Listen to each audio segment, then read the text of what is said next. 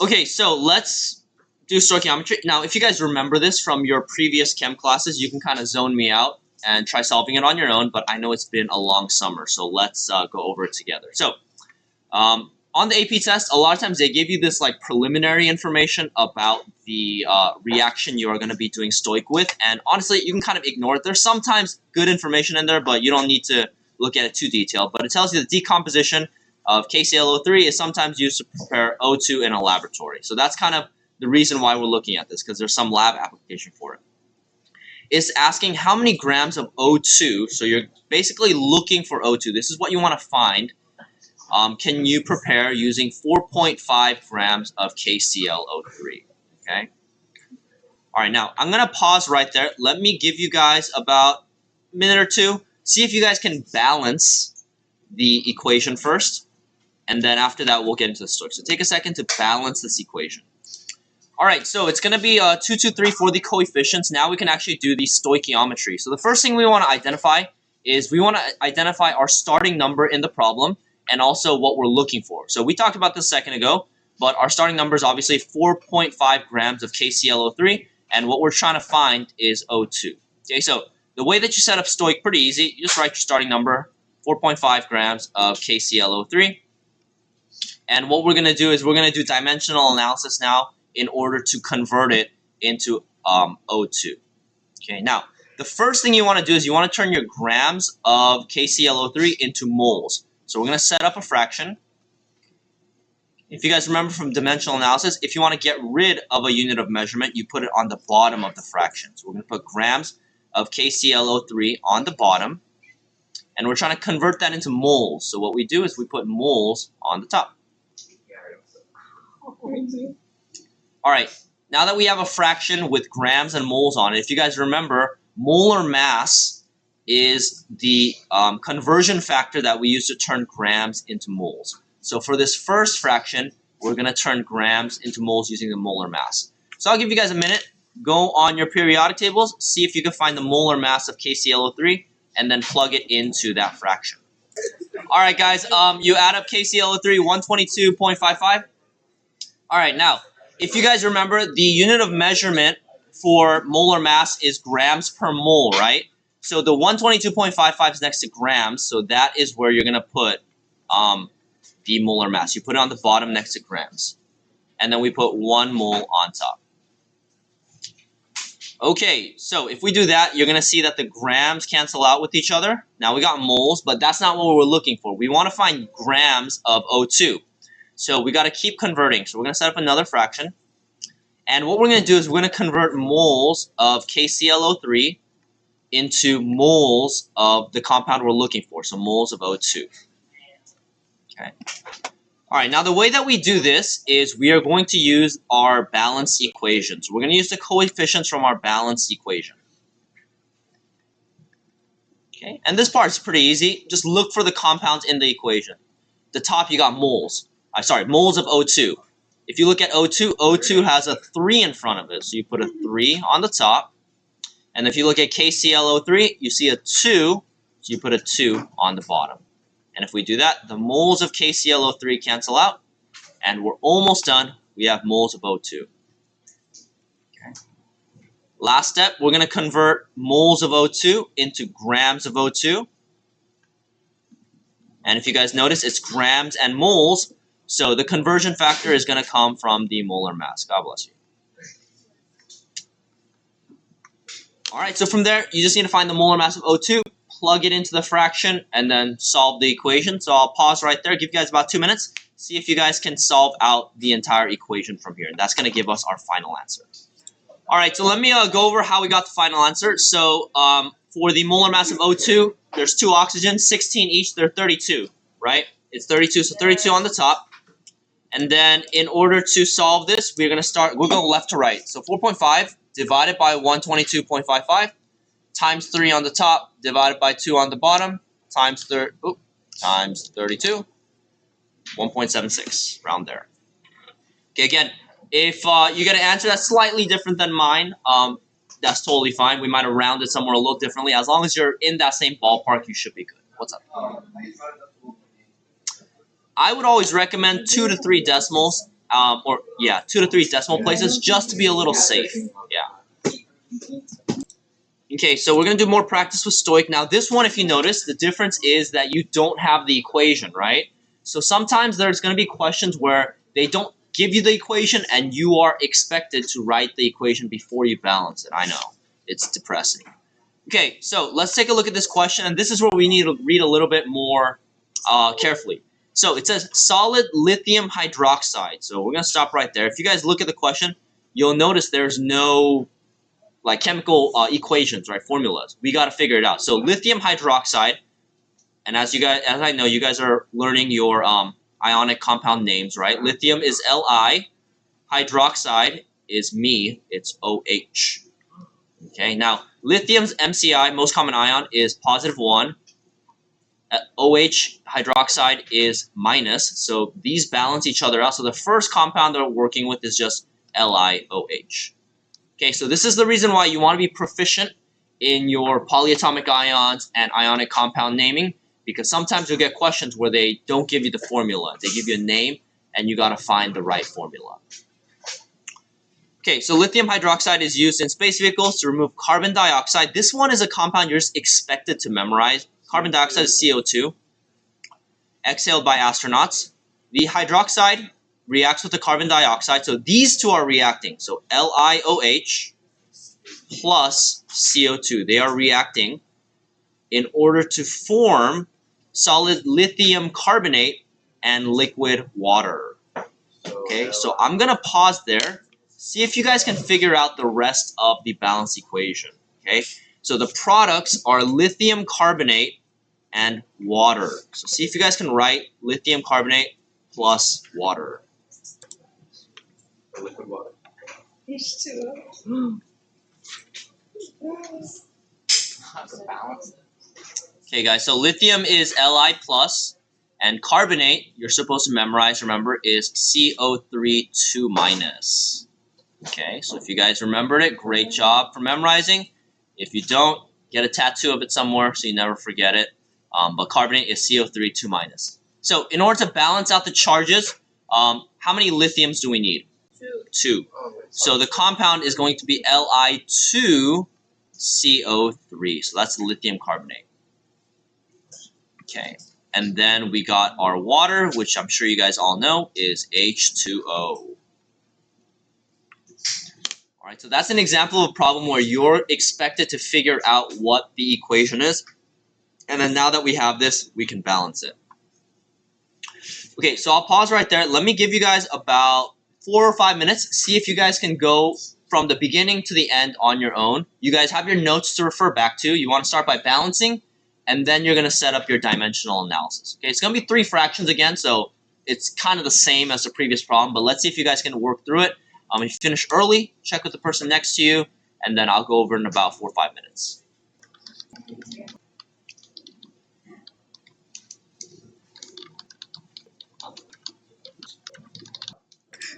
Alright guys, so let's go over how we solved. So the first thing you wanted to do was balance. And so this one's pretty simple. You just need to put 2 in front of the lithium hydroxide. That'll balance it out. And then our starting number, if you guys take a look, is 1 gram of lithium hydroxide. So I'm going to start with that as my starting number. If you guys remember, first fraction, we want to use the molar mass. So I just went on the periodic table, looked up lithium, oxygen, hydrogen, added them up, and put 23.94 next to grams on the bottom. And then the second fraction, we're going to get our numbers from the balanced equation. Okay, so if you look, LiOH has a 2, so we put a 2. CO2 has a nothing, so that's 1, so we put that on top. And then CO2, we get the molar mass, which is 44. Okay, and then from there, we just plug and chug in the calculator. 1 divided by 23.94 divided by 2 times 44. And that'll give us our final answer, about 0.9291. Okay, I'm going to round it up to 0.92. And then make sure you guys always write grams of CO2. You want to include the units of measurement. If you gave me the answer on the test as 0.92, you would lose a point because you need the unit of measurement. So every time you have a number, you have to label it with the unit of measurement. So just make sure you get in the habit of including that. All right? All right, any questions on this one right here? Okay, so there is a very specific type of equation the AP test likes to ask you about, and that type of equation is called a combustion reaction. Okay, combustion. I would recommend writing this down in your notes just as a reference. Okay, and combustion reactions are very simple. They're reactions that cause fires or explosions or burning. Okay, so it's a fun type of reaction. The interesting thing about a combustion reaction is it pretty much always follows the same setup. Okay, so there are always two reactants. The first reactant is something called a hydrocarbon, and it's exactly what it sounds like. It's something that's made out of hydrogen and carbon.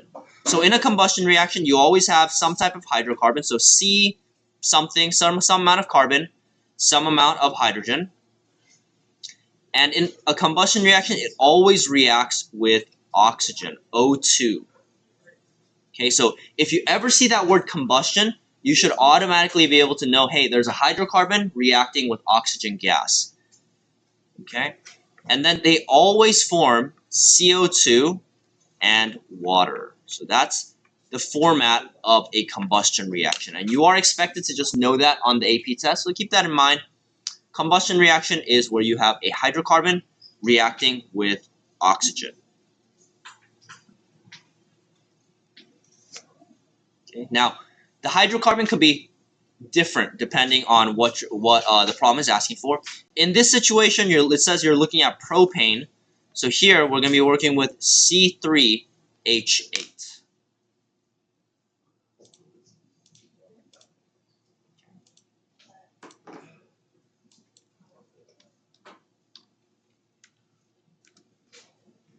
All right, any questions on what a combustion reaction is? That part's pretty self-explanatory, just keep that in mind. Okay, so you guys don't need to balance. I'm going to give you guys the coefficients. You're going to put a 5 in front of the O2, a 3 in front of the CO2, and a 4 in front of the H2O.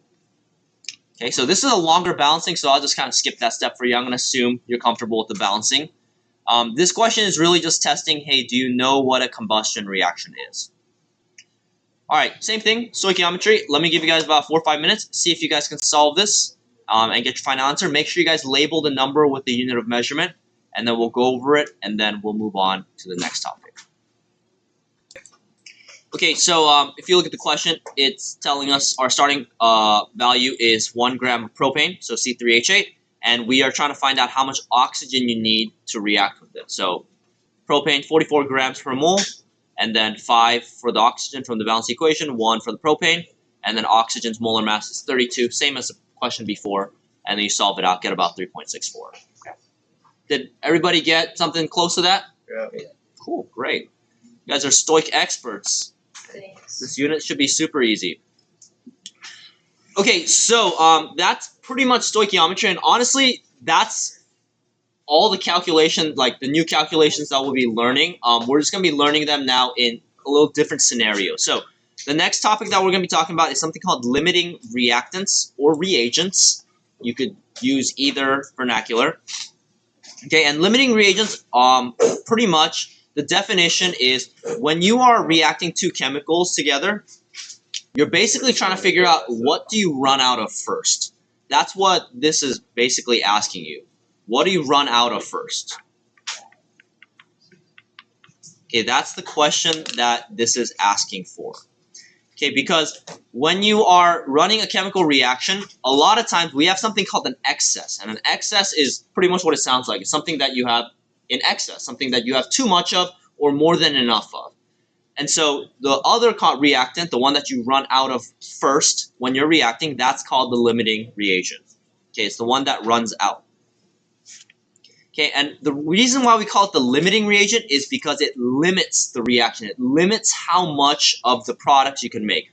Because, for example, let's say that we're reacting methane and oxygen, and let's say we run out of methane, but we have a lot of excess oxygen.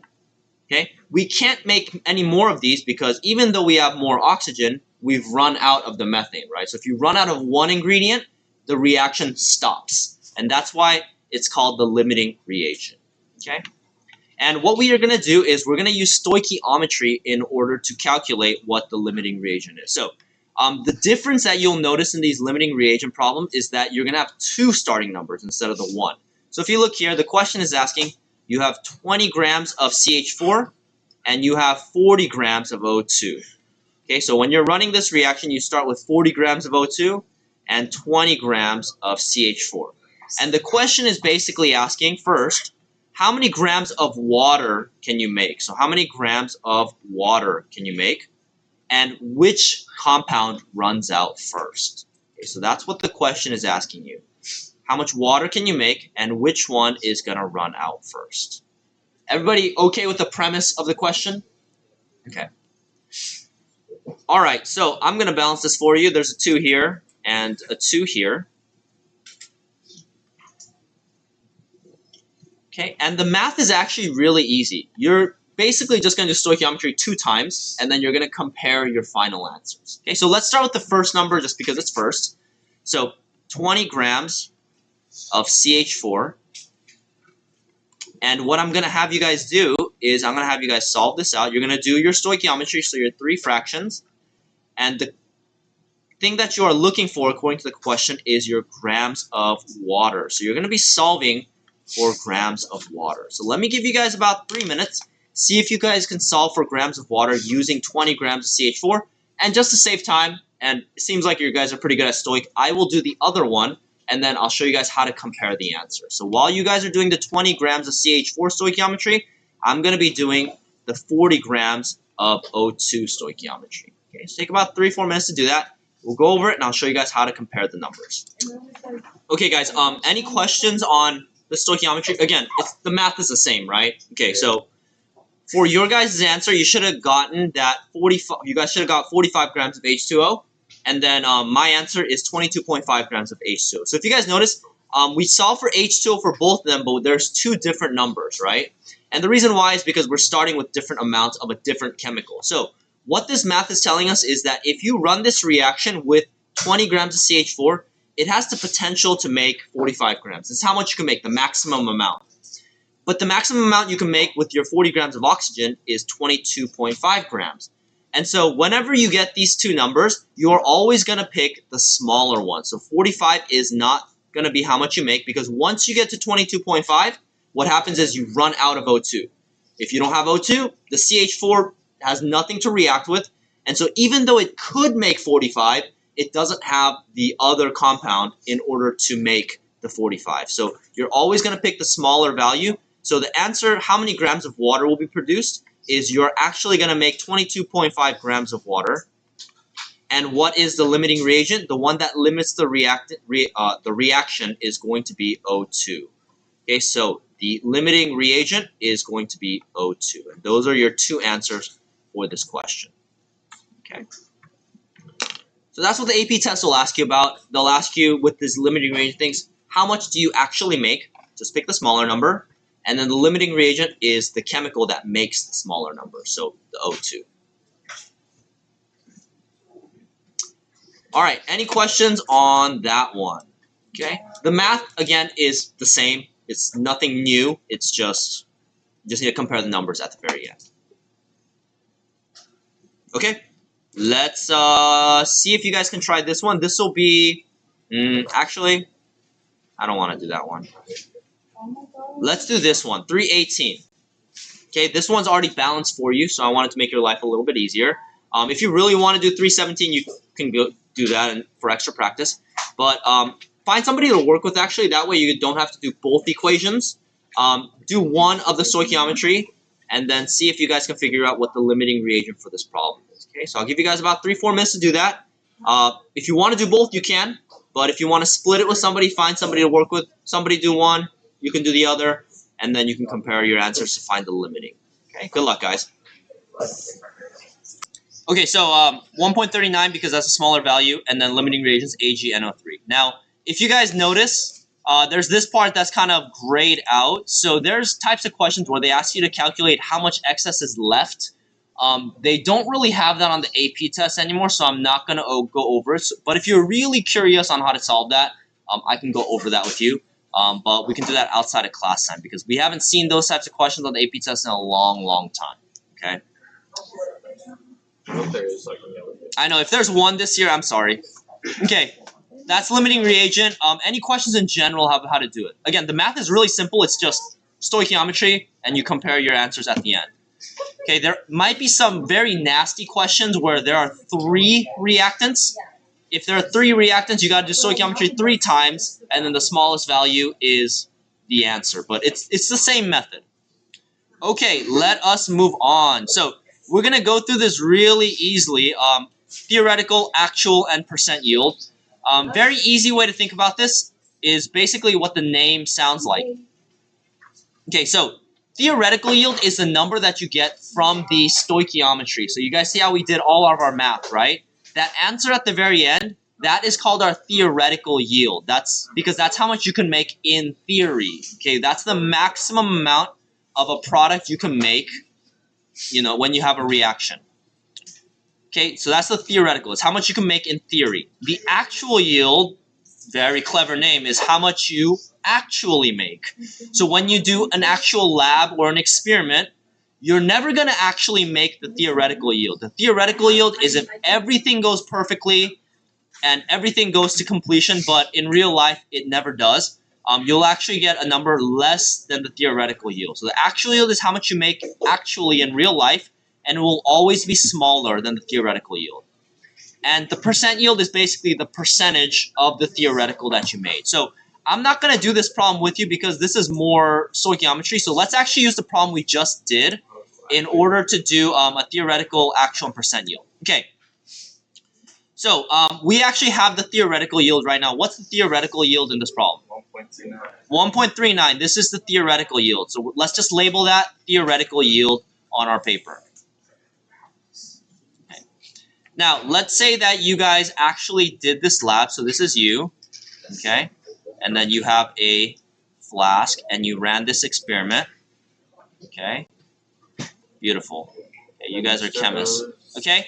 And then let's say that we made, in the lab, let's say that we made 1 gram of ZnNO32, okay? So this amount that we made in the lab, this is called our actual yield, okay? It's what you make in the lab.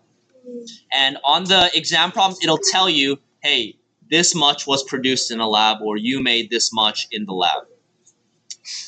All right, and then the last thing we got to do is we got to find the percent yield. Percent yield is very easy to calculate. It's your actual yield divided by your theoretical yield times 100%. So let me give you guys a minute, see if you guys can calculate the percent yield for this experiment. If you made 1 gram of zinc nitrate, what would be your percent yield? Take a minute to do that, punch into your calculator, and then we'll go over it. All right, guys, 71.94%. Yes. Great. That's percent yield. Super easy peasy. And congratulations, guys. I think that's all of Unit 3. Great job, everybody. So that's pretty much all the stuff that's going to be on your exam. Actually, let me just double check before we finish so I don't lie to you. Yes, that is it. Congratulations. We're going to take a quick 5-minute break, and then I'm going to show you guys some killer questions that'll turn that smile upside down. Okay, so take 5 minutes. We'll come back and we'll do some exam prep questions. Okay, guys, so let's start going over this problem. So hopefully you guys finished part A. Everybody go to part A, finding the limiting reagent. Okay, limiting reagent, pretty simple to find. You just need to pick one of the compounds to solve for. So I picked CO2. If you picked H2O, that's fine. But you basically do the math and you'll see that O2 is going to limit the reaction. Everybody good with that? Okay. Now for part B, this is worded a little bit differently than before because usually it's asking you to find one product, right? It tells you find CO2 or find H2O. But this time it's asking you to find the theoretical yield for both products. So that means you need to figure out how many grams of CO2 is made and also how many grams of H2O is made. But if you solve for the limiting reagent, you actually have one of the answers already. You have the one that you solve for. So you pick the smaller number, and so we found that you have 3.44 grams of CO2. Now, it's asking you for both products. So in order to find H2O, you're going to do stoichiometry again. Okay, but you don't need to do it twice because you already know which one is going to limit the reaction, right? You already know that O2 is going to run out first. So you're just going to do stoichiometry one last time with O2, and this time you're going to be solving for H2O. So we're going to do our 32 grams, 1 mole, you got 2 moles of O2. 2 moles of H2O, and then it'll be 18 grams per mole. Okay, so the trick here that you can see is that once you find the limiting reagent, you don't have to do the stoichiometry twice anymore, okay? Because you already know which one is going to run out first. If you do it twice, great, you'll get a little extra practice, but it's unnecessary because it's going to give you, the smaller number is going to come from the limiting reagent regardless. Okay, so that was kind of the trick for this one. So if you did stoich twice, no worries, but now you know how to save yourself a little bit of extra time. Okay, so your answer here is going to be 2.81 grams of H2O.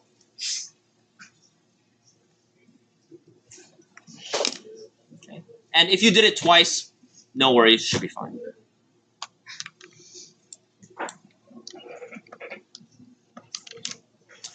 All right, any questions on part B? You guys chilling? Okay, part C is pretty simple. It is a percent yield problem. So it says that the actual yield of CO2 is 1.5 grams. And so that's our actual yield, 1.5 grams of CO2. If you look at our calculations, we'll see that the theoretical yield is 3.44 grams of CO2. And then we're going to multiply that by 100%, and that will give us our percent yield.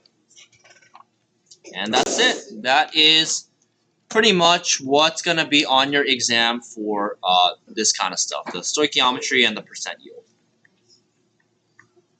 Okay, about 43.6%. All right, so for this next one, and again, you'll have something similar to this on your exam. This is not the killer one yet, but this is going to be on your exam, something similar. So it tells us that the combustion of a hydrocarbon, so we don't know what the hydrocarbon is, so question mark, and it's combustion, so we're reacting it with O2. Okay, and it tells us that we are producing CO2 plus H2O. Okay, and it tells us that we're producing certain values for both of them. So you're producing 33.01 grams of CO2, and we are producing 13.51 grams of H2O. And then that's all the info that we're given. And the question is asking, find the empirical formula of the hydrocarbon.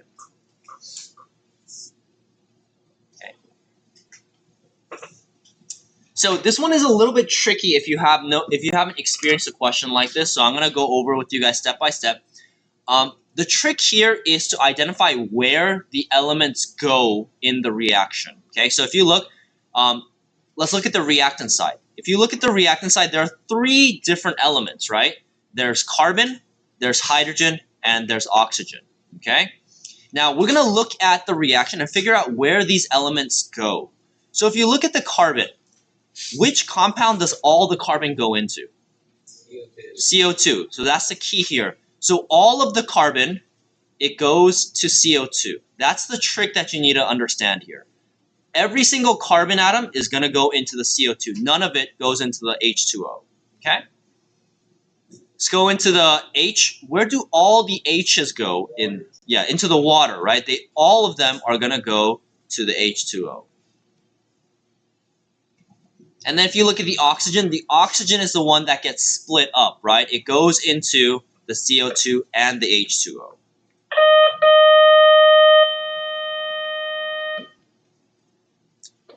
All right, so that is what you need to identify here. Now, this is helpful to figure out because we have a certain amount of each product that's made, but we also have their chemical formulas. And so what we're going to do is we're going to figure out what percentage of this mass belongs to each element. Okay, so let's start with CO2. It tells us that we have 33.01 grams of CO2. We're basically going to figure out right now how many grams of that comes from the carbon and how many grams of that comes from the oxygen. That's what we're trying to figure out here. Okay? And the way that we're going to do this is we're going to use the molar mass. So if you look at CO2 on your periodic table, I'll do the math for you.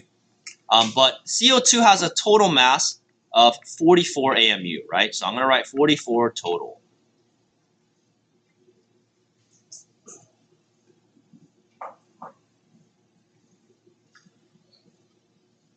Okay, so if you look at the periodic table for each individual element, if we look at carbon, carbon is 12 AMU, right? And then there are 2 oxygens. Each oxygen is 16, so it's going to be 32 AMU. So far, so good, guys? Okay. So what we're going to do now is we're going to use the percentage formula in order to figure out what percentage of the mass comes from carbon and what percentage comes from the oxygen. So let's do with carbon first. So carbon is 12 divided by 44. That means that 27.27% of the mass is going to come from the carbon. And then we can just subtract the 100 from it. 72.73 is going to come from the oxygen. Okay, so that's what we are calculating. Okay. So we use the total molar mass, 44. We identify that carbon is 12, oxygen is 32, and then we can find the percentage of mass from each element. Okay. All right, so from there, pretty simple. We just multiply the total mass by the percentages that we found. So let's start with the carbon. So carbon is 27%, so 2.2727 times 33.01. And that means that inside of this carbon dioxide, about 9 grams is going to be carbon. 24 grams.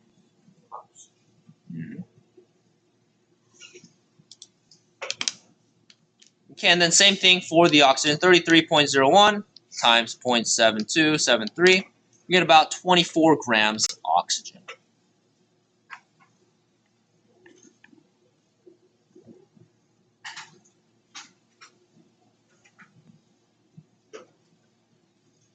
Okay, so what we figured out just now is that this carbon dioxide is made of 9 grams carbon and 24 grams of oxygen. Okay, we identified earlier that all of the carbon from the CO2 came from this hydrocarbon, right? And so what that means is, because of the law of conservation of mass, that means that inside of this hydrocarbon, there are 9 grams of carbon. That's what we figured out just now using our calculations.